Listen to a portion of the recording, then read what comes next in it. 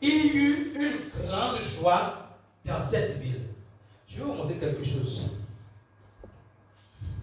Je vais vous montrer quelque chose tout à l'heure, vous allez voir. Il y eut une grande joie dans cette ville. Qui a amené la joie? La prédication de l'évangile. Parce que les gens, la joie vient de quoi? Tu as gardé un fardeau sur la tête pendant des années. Si tu ne fais pas ci, tu ne vas pas t'aimer. Si tu ne fais pas ci, si tu ne fais pas ci, tu ne fais pas. Et un beau matin, on te dit, tu n'as rien à faire. Tu n'as qu'à croire en Jésus-Christ. Et tu es sauvé, tu es libéré, tu es déchargé. Ça donne la joie. Ok, ça c'est sûr. Il y avait auparavant, ça je vais vous montrer, donc vous suivez ici correctement. Il y avait auparavant dans la ville un homme nommé Simon qui se donna pour un personnage important, exerçant la magie sur les arts et provoquait l'étonnement du peuple de la Samarie. Donc, Philippe, notez bien, était allé en Samarie. En réalité, la raison pour laquelle il est venu en Samarie, c'était pour déconstruire tout ce que ce monsieur faisait.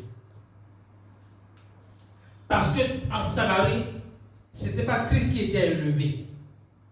C'était ce frère Simon-là qui était élevé. C'est lui qui fait la magie et il étonnait les gens par ce qu'il faisait. Ok? Donc on dit, il exerçait la magie, provoquait l'étonnement du peuple de la Samarie. Donc tout Samarie l'adulait, le respectait pour ce qu'il faisait. Continuons le verset, on va voir tout à l'heure. L'évangile est la puissance de Dieu. Tous, depuis le plus petit jusqu'au plus grand, tous l'écoutaient attentivement. Et il disait, celui-ci est la puissance de Dieu. La personne fait la magie. Est-ce que vous comprenez ce que je dis? La personne fait la magie. Mais le peuple voit en la personne. Ils ne voient pas. Ils disent que la personne là est la puissance de Dieu. Autrement, au lieu que l'évangile sur la puissance de Dieu, c'est une personne qui n'est même pas née de nouveau, qui est considérée par le peuple comme la puissance de Dieu. Et celle qui s'appelle la grande. Donc, il n'est pas que puissance de Dieu, il est la grande puissance de Dieu. God. Imaginez l'ignorance des hommes. Aujourd'hui, quand quelqu'un commence à opérer des miracles, c'est comme si on veut confirmer le fait qu'il est de Dieu là, par les miracles qu'il fait. Ce qui montre que l'homme de Dieu est puissant, ce n'est pas lié au miracle qu'il opère. C'est lié à la prédication de l'évangile qui est la puissance de Dieu. Est-ce que vous comprenez? La puissance de l'homme de Dieu n'est pas liée à sa capacité d'avoir du monde dans son église. Ce n'est pas lié à sa capacité de faire 2 heures à ne faire que tomber les gens dans son église. C'est prendre le temps de prêcher l'évangile qui est la puissance de Dieu. Cette puissance dans la vie des gens va opérer des miracles dans la vie des gens, des miracles visibles ou non visibles. Parce que le plus grand miracle n'est pas visible. Lorsque tu crois en Jésus-Christ, tu es ressuscité des morts. Tu passes de la mort à la vie. Ce transfert n'est pas visible. C'est réel, mais pas visible. Lorsque tu crois en Jésus-Christ, tu es délivré de la puissance des ténèbres pour être établi dans le royaume de la Fils de son amour. Cette transfert n'est pas visible, mais c'est spirituel et vrai. Alléluia. Donc, les gens trompent le peuple de Dieu. Ça me fait mal. Parce que Jésus-Christ a été clair. Les gens viendront sous mon nom. J'ai écrit un livre sur ça. Et c'est bien ça. Les gens viendront sous mon nom.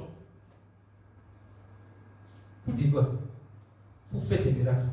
Sous mon nom. Et différent de en mon nom. Après, on va vous aller dire. Donc, il dit, si les gens font comme ça, n'y allez pas, ne croyez pas. Vous avez déjà la puissance de Dieu en vous. Vous n'allez pas courir derrière quelqu'un qui fait du spectacle. Parce que vous avez la personne qui est la puissance de Dieu en vous. Alléluia. Donc, la suite maintenant, verset 11, s'il vous plaît. Il l'écoutait attentivement parce qu'il les avait longtemps étonnés par les actes de magie En temps, ils n'ont pas dit qu'ils ont été guéris, qu'il y a guérison et quelque chose. Ils faisaient acte de magie. Tout simplement. Hein? C'est tout ce qu'ils faisaient. Allons-y, verset 12. Maintenant, mon dit. Mais quand, donc, là, l'histoire la vue, on fait, ce spectacle-là prendra fin à cause d'une personne, Philippe, qui vient à chez Jésus-Christ.